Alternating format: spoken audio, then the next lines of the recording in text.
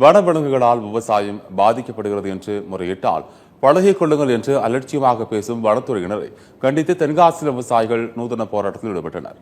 தென்காசி மாவட்ட ஆட்சியர் அலுவலகத்தில் மாவட்ட வருவாய் அலுவலர் ஜெயச்சந்திரன் தலைமையில் விவசாயிகள் குறைதீர் கூட்டம் நடைபெற்றது.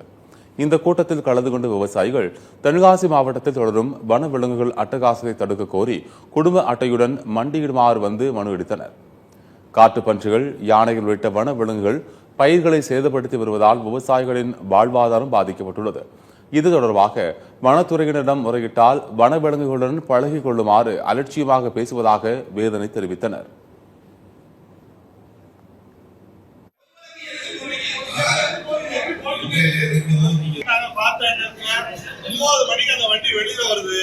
அது ஏன் உள்ள போச்சுன்னு கேட்டதுக்கா எங்க மேல வழக்கு. ஆனா உள்ள விட்டவங்கள எந்த இதுவும் பண்ணல. வனவிலங்குகளுடன் பழகிக் கொள்ளுமாறு வனத்துறையினர் கூறுவதால் அதிருப்தி அடைந்துள்ள விவசாயிகள் வனவிலங்குகளை குடும்ப அட்டையில் இணைத்து விடுங்கள் என்று வலியுறுத்தினர்.